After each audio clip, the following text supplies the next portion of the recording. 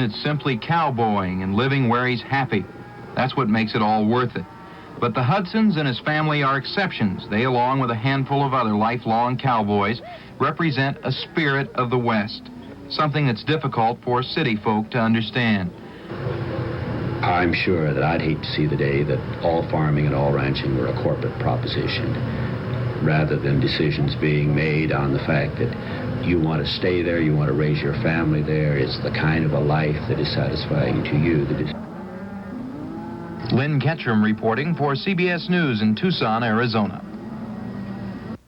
Well, Bud, every year when the snow flies, we go through the same hassle of trying to remember what the plowing schedule is for Minneapolis and St. Paul. Do you have it down? Wouldn't hurt to repeat it, would it? I think it would be a good idea. Okay, on Monday in both Minneapolis and St. Paul, they'll be plowing on east-west streets.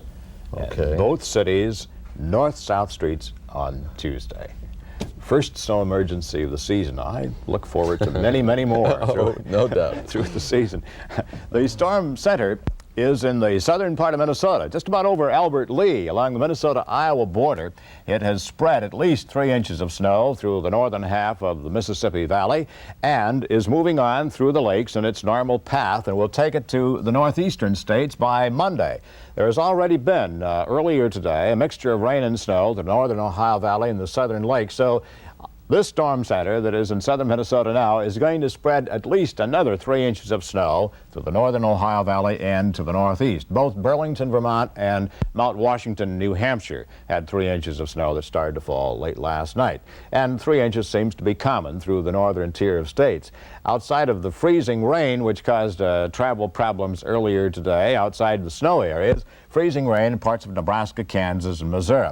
We have building up over the Rockies now a high-pressure center that will move on to the east, and partly cloudy is our forecast for much of the upper Mississippi Valley for tomorrow. There's another cool morning to the southeast. There is another northerly flow of cool temperatures there. Our forecast into the 5-state area for today is for partly cloudy through the Dakotas, with a low temperature tonight of 5 above the northern part of North Dakota, and temperatures going into the low 40s, around 42 for tomorrow in the southwestern part of South Dakota.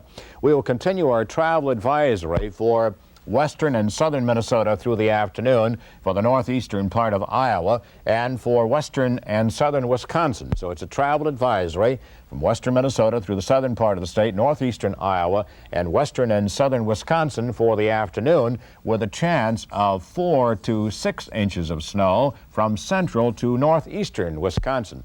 Temperatures in Iowa tomorrow will be around 35. Temperatures in the 20s mostly tomorrow for Minnesota and Wisconsin. Temperatures falling off to 10 below northern Minnesota tonight.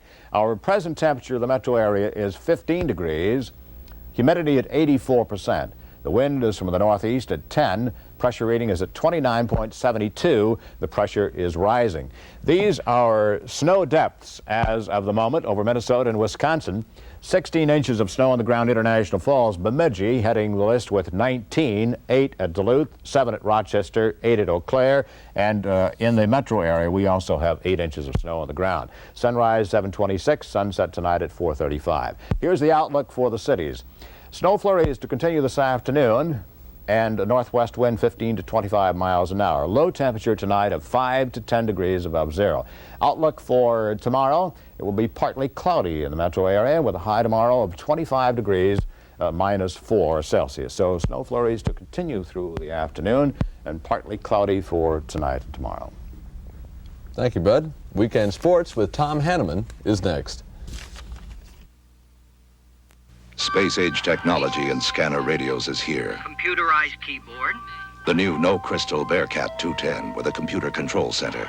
Digital readout. Program any public service band with push-button ease. Explore over 6,000 frequencies. Bearcat's 210 searches the unknown for more police, fire, marine, emergency calls, and more. There's nothing on Earth like it. Bearcat, America's largest selling scanner. Bearcat is available at Laels. Grand opening, Leather Unlimited store, Lake Street at Hanneman. Also Southdale, where you always find unlimited leather for less. We're Toyota City.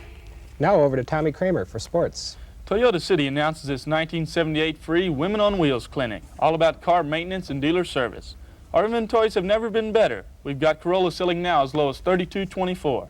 Ace quarterback Tommy Kramer was unbeatable, passing, running, and kicking for over 109 points against a league-leading. That's not in the script. Well, maybe next Sunday. We're Toyota City. What makes French toast toastier? Milk does. What makes chums chummier? Milk does. What makes bologna bolognier? Milk does. 'Cause milk is a natural. Milk's a natural with the foods we like best. It's too good to leave at home. What makes a smile smilier? Milk does. What makes brownies brownier? Milk does. Milk is a natural. Tom, the Vikings have a pretty important game scheduled for this afternoon, don't They certainly do. The Vikings play Green Bay in Green Bay this afternoon. It's a must-win for the Vikings. A loss would drop them off the top of the Central Division, put them a half game behind the Chicago Bears. Kickoff for today's Viking-Packer game is 1 o'clock right here on CCO television. This is obviously a big game for the Vikings, but then again, nearly every Viking-Packer game has been an important one. Rivalry has blossomed into one of the most fearsome and exciting in the history of professional football. The Packers, under the direction of Vince Lombardi, were on the verge of becoming a dynasty that first meeting. Their roster included some of the all-time greats, names like Bart Starr, Paul Hornung, and Jim Taylor. The Viking lineup was less familiar that Sunday. Dean Derby, Clancy Osborne, Cliff Livingston, and Jim Leo were all starters. Fran Tarkenton, a rookie from Georgia, was quarterback. Two other rookies, Bill Brown and Tommy Mason, joined Hugh the King McElhaney in the Minnesota backfield. Green Bay annihilated the expansion Vikings that day. In fact, they dominated Minnesota for 7 years. The Vikings turned the tables back in 1968, just before Green Bay slipped from the top of the Pro Football Hill. The Vikings' stranglehold on the Packers has continued through the present season. Minnesota beat Green Bay 19-7 last month on the strength of this Tarkenton to Sammy White touchdown pass and a last-quarter touchdown run by Sammy Johnson. Viking fans can only hope that their team's domination of the Packers will continue for at least one more Sunday. The Viking game will be followed by the Dallas-Washington contest here on CCO television. Well, after a sluggish start, the Pittsburgh Steelers and their all-pro running back Franco Harris seem to be back on track, as Ed Littler reports.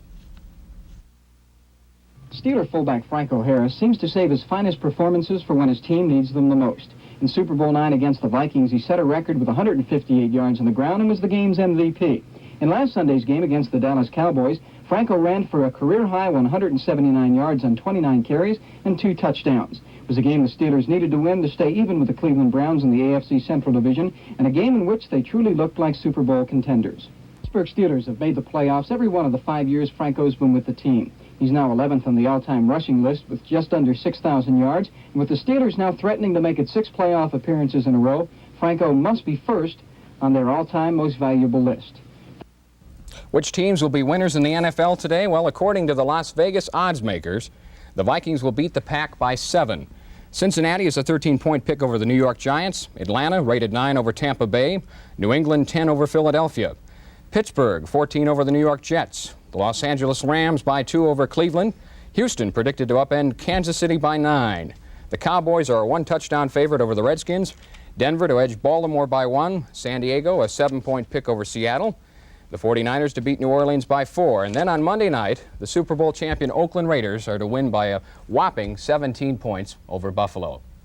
Well, the North Stars tied Colorado 4-4 last night at the Met Sports Center. The final outcome was rather disappointing for the 8,000 customers on hand. They had watched Minnesota grab an early 3-0 lead.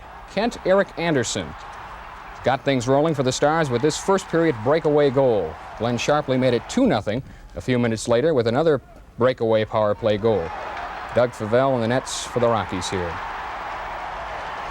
Former Gopher great Tom Youngins coming up, number 29. Watch him. He added his second goal of the season, and it was 3-0 Stars. I'm sure Tom will have some bruises on his chest this morning. Alex Pyrus got the last Minnesota goal, but as we mentioned, Colorado rallied for 4 goals to make the final 4-all.